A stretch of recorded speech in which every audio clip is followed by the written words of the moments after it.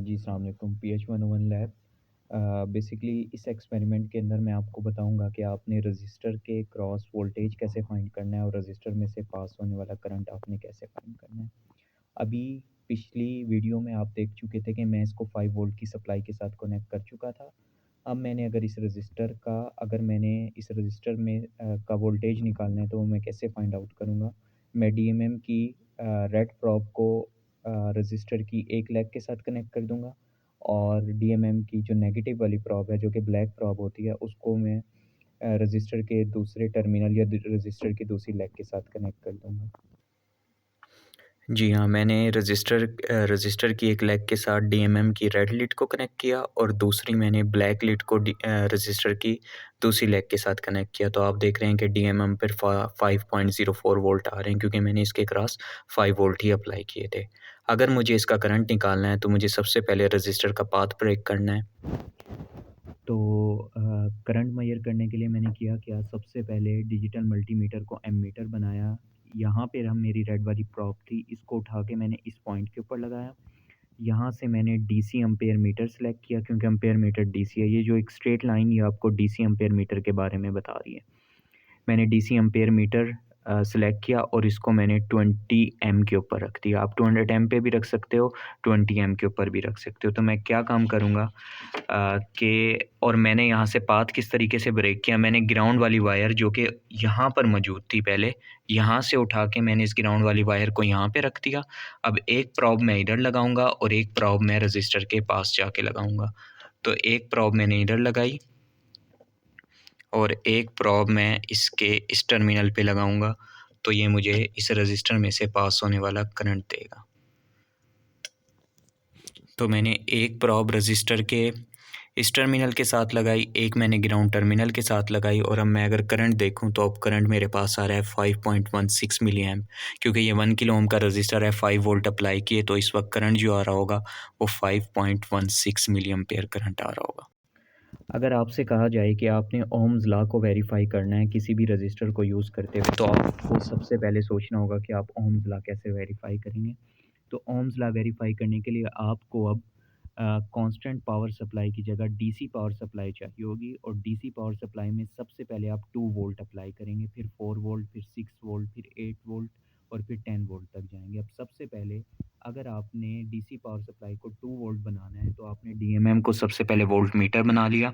अब volt meter बनाने के बाद अब आपने 2 वोल्ट पावर सप्लाई कनेक्ट करनी है इसके साथ। तो अगर मैंने सबसे पहले देखना हो कि 2 वोल्ट आ रहे हैं या नहीं, तो मैंने इसको +15 के ऊपर रखा और ग्राउंड के ऊपर रखा। तो अभी मेरे पास डीएमएम पे 0.18 आ रहे हैं। अब मैं यहाँ से इस नॉब को घुमाऊँगा, इस नॉब को घुमाने से मेरा वोल्टेज बढ़ेगा। तो मैं इसको इतना घुमाऊँगा कि यहाँ पर 2 आ जाए।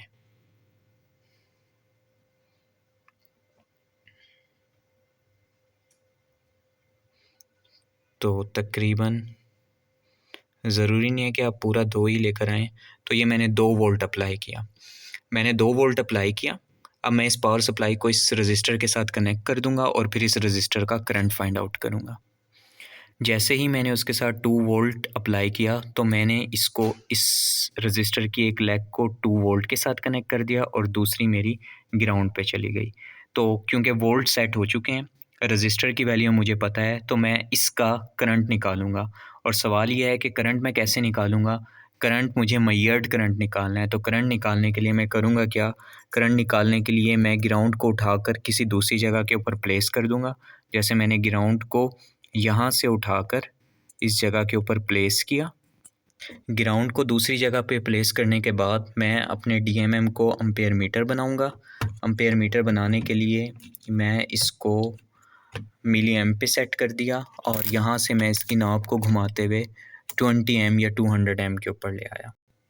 अब क्योंकि मैंने इसमें से करंट मेजर करना है तो एक मैंने प्रॉब लगा दी रजिस्टर की एक लेग के ऊपर और दूसरी जहाँ पे आपका नया ग्राउंड बना था। तो अब अगर मैं करंट दिखाऊं तो इस वक्त करंट जो हो रहा है वो 2.37 मिली एम्पेयर करंट इस रजिस्टर में से फ्लो हो रहा है। तो अब मैं क्या करूँगा, मैंने वोल्ट और करंट के अगेंस्ट ग्राफ बनाना है। तो मैं वोल्ट पर जाकर, क्योंकि मैंने 2 वोल्ट अप्लाई किया था, 2 वोल्ट, और उस वक्त जो करंट अप्लाई हो रहा था वो तकरीबन मैंने 2.03 अप्लाई किया था। और इस वक्त जो करंट फ़्लो हो रहा था वो 2.4 मिली एम्प्स करंट फ़्लो हो रहा था। मैं ये नोट कर लूँगा। इस तरीके से अब मैं 4 वोल्ट करूँगा, तो उसके बाद मैं करंट देखूँगा, तो आप देखेंगे कि मेरा करंट जितनी क्वांटिटी से मैं वोल्टेज बढ़ा रहा हूँ उतनी ही क्वांटिटी से मेरा जो है करंट बढ़ना चाहिए, तो एक करीबन 4 मिली एम्पेयर आ जाएगा। इस तरीके से अगर मैं 6 वोल्ट रखूँगा तो मेरा करंट उसी क्वांटिटी से 6 मिली एम्पेयर आ जाएगा। अब ज़रूरी नहीं है कि आपके पास भी ऐसा आ रहा हो, क्योंकि मेरे पास रजिस्टर ही 1 किलो ओम का था, तो इस वजह से मेरे पास करंट उसी क्वांटिटी से बढ़ रहा है। अगर आप 2 किलो ओम का रजिस्टर या उससे अबव लेंगे तो एक ख़ास क्वांटिटी से आपका करंट बढ़ना चाहिए। अब अगर मैंने ओम्स लॉ को वेरीफ़ाई करना है तो मैं करूँगा क्या, मैं वोल्टेज और करंट के दरमियान में एक ग्राफ बनाऊँगा। तो मैं वोल्टेज और करंट के दरमियान में ग्राफ बनाऊँगा। करंट मैंने एक्स एक्सिस के ऊपर लिया है और वोल्टेज मैंने वाई एक्सिस के ऊपर लिया है। तो आप देखेंगे कि इन दोनों के दरमियान जो ग्राफ होगा वो स्ट्रेट लाइन होगा।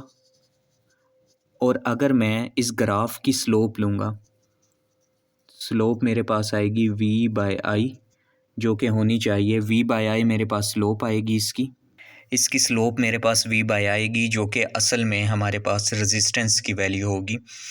ये रेजिस्टेंस कौन सा होगा? ये रेजिस्टेंस वो कैलकुलेटेड रेजिस्टेंस है जो आपने ग्राफ से कैलकुलेट किया। तो इस तरीके से आप ओम्स लॉ को वेरीफाई कर सकते हैं।